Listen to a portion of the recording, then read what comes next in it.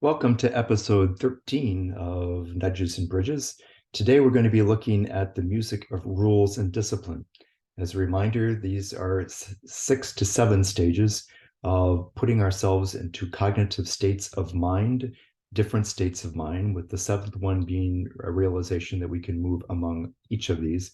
And we're breaking them down into their components. The last time in episode 12, we were looking at the music that would put one into a competitive spirit or in an alliance, a sense of us and them. Today, we're looking at rules. And with all of these, right now, we're looking in terms of music as the musical nudges to put us into these categories. So, as a reprise, here there's a different set of rules, a way that you can utilize rules. One is rules to be systematic in a bad way, in that there's a bad set of rules that you're rebelling against, or a set of social norms that you think are wrong. Another one can be systematic in a good way. And a third can be very individualistic in terms of self-discipline. And speaking of individualistic, as I said in the last episode, these songs that I'm going to share with you were shared with me by my students who are all 19, 20 years old or so. And the assignment was for them to pick songs that put them in these cognitive states of mind. So it's not necessarily songs that are going to put everybody in this state of mind. It put them in that state of mind. Although my experience has been when they share them, it does help put others in that similar kind of state of mind. So here are some examples that the students picked in terms of putting themselves into these state of minds. First, rules as systematic in a bad way. This one actually surprised me, and I learned something about this, and I should have known this before because Bruce Springsteen, came to the fore when I was in college or so, and my roommate actually was from New Jersey, so we listened to Bruce Springsteen all the time. But I never really used this. That knew this, that his song "Born in the USA" was actually a rebellion kind of a song, complaining about Vietnam War vets who felt that they had been ignored by society. And if you think of the title and you think of the beat and the rhythm and the way it's been used, it can sound like it's very patriotic, and that's why maybe some people would use it in that sense.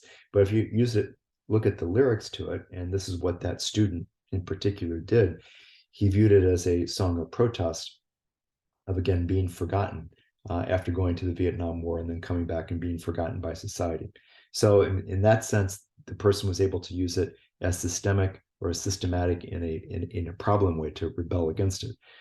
Similarly, going a little bit further back, "Revolution" by the Beatles would be a classic song of, say you want a revolution, as another example. And then John Mellencamp, who is from Bloomington, Indiana. Maybe that's one of the reasons that the students here in Bloomington, Indiana chose him, the Authority song. So there'd be 3 examples where students picked those as being examples of something about rules that they put them in a sense of challenging authority or the way society rules exist. A second way of looking at it is a rule in a systematically in a good way. And this one could, I guess, move over into self-discipline, the next category as well. But as with the last episode 12, I said that the song that students picked the most as being celebrating an alliance, celebrating a team, celebrating an accomplishment was Queen's "We Are the Champions." Here, it's Dua Lipa's "New Rules," which I have to admit, given all this gray hair, I did not even know about until my students started to consistently recommend this as a set of rules of how to enter into a relationship. So that would be systematic in a good way.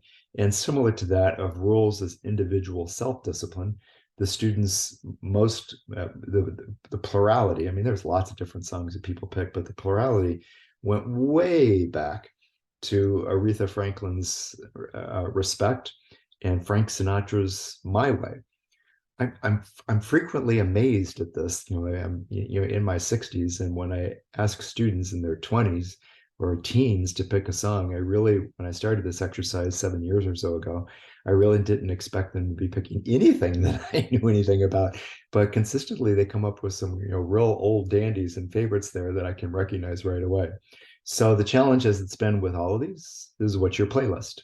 What is a song that puts you, not necessarily anybody else, that puts you in a sense of protesting the rules that exist because you think they're unfair, they're outdated, they're disrespectful for whatever reason.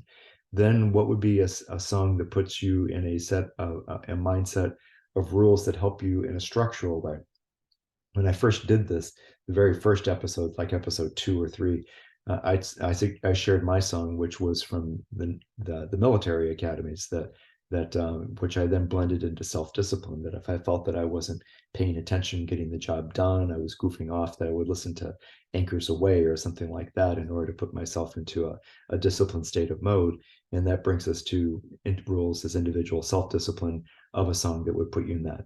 So why don't you think of those playlists? And one of the reasons that I do this assignment is so that my students have something to walk away with, that later on, when they realize when they're in work or wherever they are, that they're not quite in the right state of mind, they can listen to the song that they picked that put them into that state of mind, and it helps them to get where they know that they need to go.